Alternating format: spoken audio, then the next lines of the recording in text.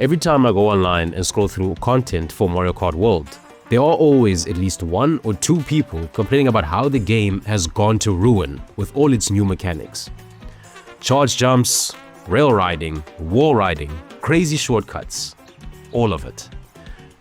So today, I'll just keep it simple and argue why Mario Kart World is the most viable Mario Kart in the series and how its mechanics are anything but the worst compared to the rest of the series. Hello, and welcome back to Controller Culture, where Mario Kart World will not take any slander. Let's talk about it. So, if you've been watching clips of Mario Kart World lately, you've probably seen players bouncing off cows, grinding along power lines, jumping between walls, and somehow skipping half the track without even using a mushroom. Some of the shortcuts you'll see look completely absurd.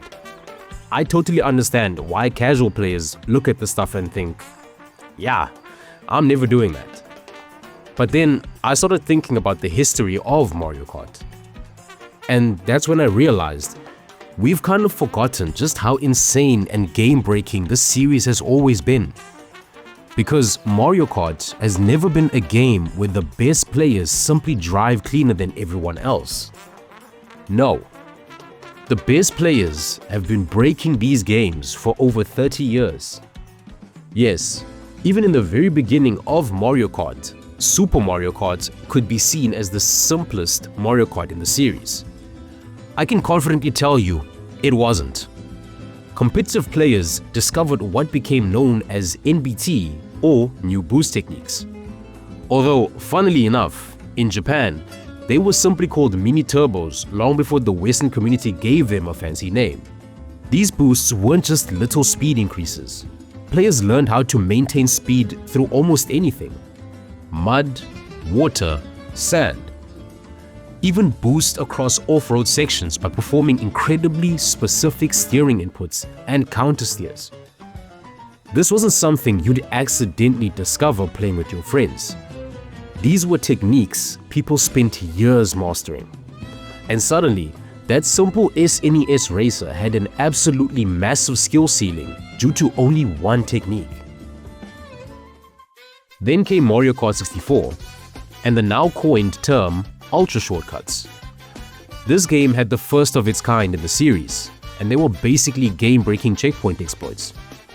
Players discovered ways to completely skip massive sections of tracks by manipulating the checkpoint system.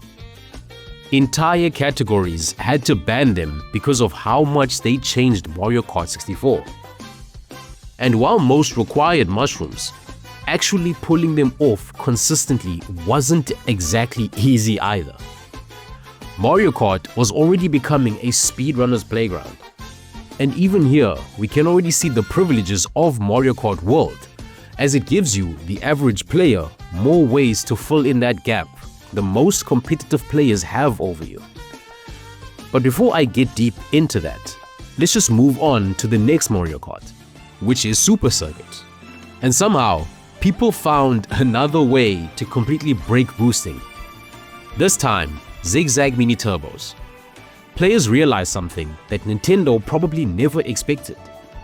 You didn't actually need to drift properly to build mini turbos. So, instead, people started zigzagging across the track while storing boosts. It's one of those discoveries where you almost have to wonder, who was the first person to accidentally do this? Like, imagine explaining this to someone in 2001. No, trust me, driving worse actually makes you faster. Then we get to Double Dash, and this game introduced two legendary techniques, snaking and A-Tech. Snaking is exactly what it sounds like. Instead of driving in a straight line, top players were constantly drifting left, right, charging mini turbos almost non-stop. Then A-Tech removed the tiny slowdown between drifts by releasing the accelerator at the perfect moment. Tiny optimization, huge payoff, which is something you'll notice throughout this entire video. The highest level of Mario Kart has always been obsessed with saving fractions of a second, because eventually, those fractions become world records, But more than that, the bigger trend here is that none of these techniques so far were intended by Nintendo.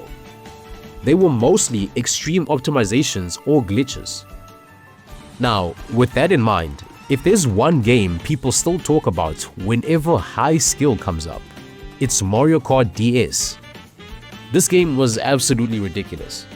Players combined snaking, perfect rocket boosts, constant mini turbos, frame perfect steering into something that honestly looked completely broken. Top players were boosting for almost an entire lap. Think about that. A racing game where the fastest strategy was basically never stop boosting. And online, good luck. If you knew how to snake, you destroyed everyone. If you didn't, well, I hope you enjoyed being second place. It's one of the biggest reasons Nintendo completely redesigned drifting in later games, because the gap between good players and great players had become enormous. Then there's Mario Kart Wii, which honestly might have the craziest time trial scene in the franchise. Forget online for a second, just look at the shortcuts. Mushroom Gorge gap jumps, DK Summit single, Grumble Volcano lava ultras, Rainbow Road gap jumps, Bowser's Castle wall clips. Some of these require nearly perfect execution. Others rely on checkpoint manipulation that's so precise it almost looks fake. And that's before we even mention chain wheelies and inside drift bikes. Seriously, watching Mario Kart Wii world records feels like watching someone play an entirely different game. And then, pivoting now to the more calmer titles like Kart 7, which introduced gliders. Another mechanic people immediately started abusing. Tiny ramps became launch pads, mushrooms became flight tickets, entire sections of tracks disappeared beneath skilled players. Then Mario Kart 8 gave us fire hopping. This one still amazes me. Players realized that repeatedly hopping after a mini turbo slightly extended the boost because of how airborne momentum works.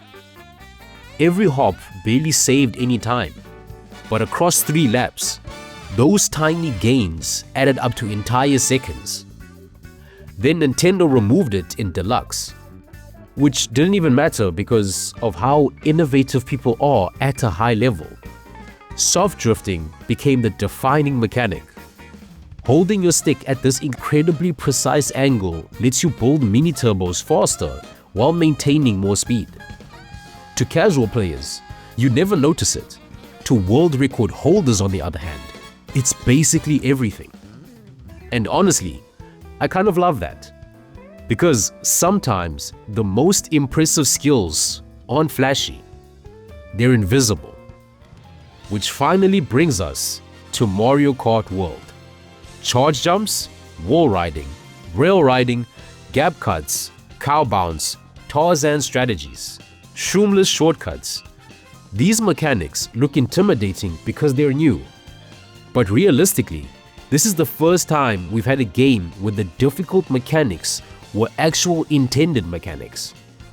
Mario Kart has always rewarded players willing to experiment. The difference now is that everyone can reach that level present in Mario Kart Wii and Mario Kart 8 Deluxe. And because of this, it's even more present on social media. Every insane shortcut gets clipped, every World Cut record gets shared, every impossible looking strategy ends up on your timeline. So suddenly, it feels like the game is full of movement tech and the comment sections are full of negative comments by people who either haven't touched Mario Kart World or is sitting on 10 hours of gameplay.